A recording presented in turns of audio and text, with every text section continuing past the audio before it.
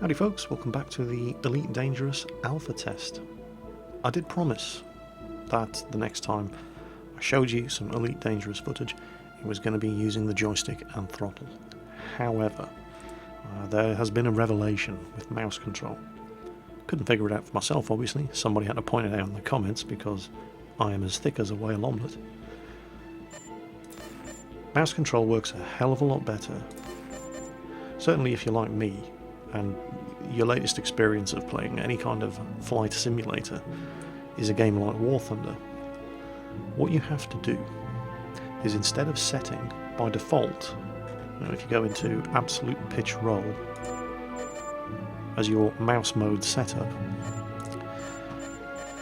instead of having roll left and roll right assigned to your mouse x-axis, assign your left and your right to the mouse x-axis, and roll left and roll right to the A and D keys, and then the game plays in mouse control mode a lot more like what you may be used to using mouse and keyboard in a game like War Thunder, as I am. And as an example, I'm going to show you how it looks. It'll be joystick and throttle next time. I really promise this time. So, jumping straight back into the second of the combat scenario tests, where your evil corporate overlords have sent you out to murder the poor merchant who informed the authorities that they were illegally dumping toxic waste in the asteroid belt. And there, as you can see, moving the cursor, now actually yaws into rolls rather than just rolling the ship, and it just feels a lot more natural like that. It feels more instinctive. One other thing I've noticed, check out the targeting cursor that's appeared around the ship once you've locked onto him. Oh, okay, we've lost lock, we're going to need to get closer.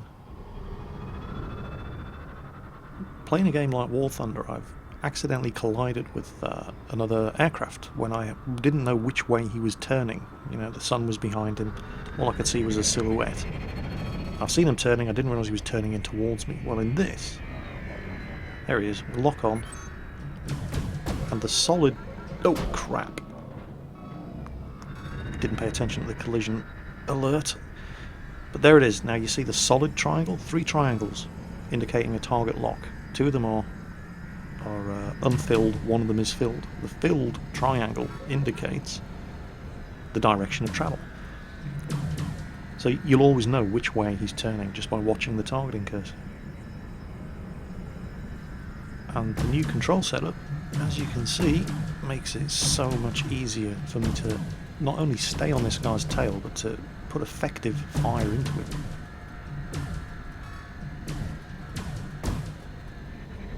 A bunch of you have commented about the sound design of the game, and it does sound good. Of course, a couple of you also said, how can you hear explosions in space? And, well, you shouldn't be able to. But you can in the game for a couple of reasons. The official explanation is that they're simulated by the onboard flight computer in order to provide feedback to the pilot and allow him to better judge how to maneuver in a combat situation. That's the official reason.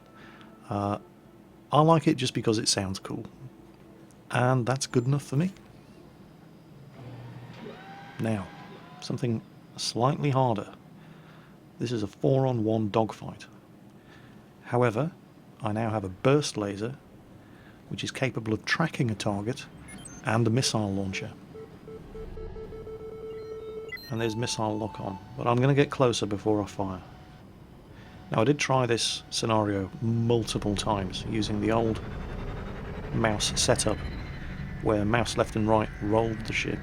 Now, with mouse left and right yawing the ship instead, this is the first time I've tried this scenario with the new mouse control setup.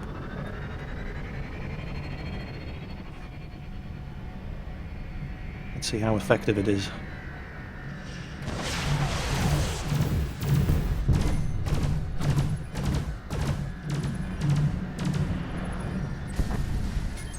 Killing the first one is basically a free kill because they're not going to react to you until you open fire on them. I've never managed to kill more than 2 of them before. See, I'm taking fire, my shields are getting hit. You'll note that the burst laser, you don't have to be as precise with your aiming. It will track the target as long as it's more or less in your sights. It makes it a hell of a lot easier to put effective fire in. Shields are down, starting to take hull damage. Speaking of hull damage, that's another question that people have been asking about the game. Can you take module damage, or do you just have to batter somebody's health down to 0? And so far, at least in my experience, at this early stage of the game, it seems to be that you simply have to take their shields down and then batter down the hull armor until it reaches 0, and then you get the kill. So far I have not noticed any specific module damage. Every ship I've killed, I've had to reduce the hull to 0, and then they explode. Your own ship, I have not yet experienced anything like having my engines knocked out or weapon systems knocked out. But, bear in mind, this is purely... this is alpha. This is the very first iteration of the alpha test. This is not indicative of final gameplay. The AI is very basic. This is not to test the AI, it's purely to test the flight controls. So that's all we can really judge by watching the way this is playing. And what I can tell you is, yeah, mouse and keyboard controls, properly configured, are fantastic. I still think joystick and throttle is going to be the way to go though. So that's what I'm going to start practicing at next, and that's what the next Elite Dangerous video is going to show you. Take care folks, I'll catch you next time.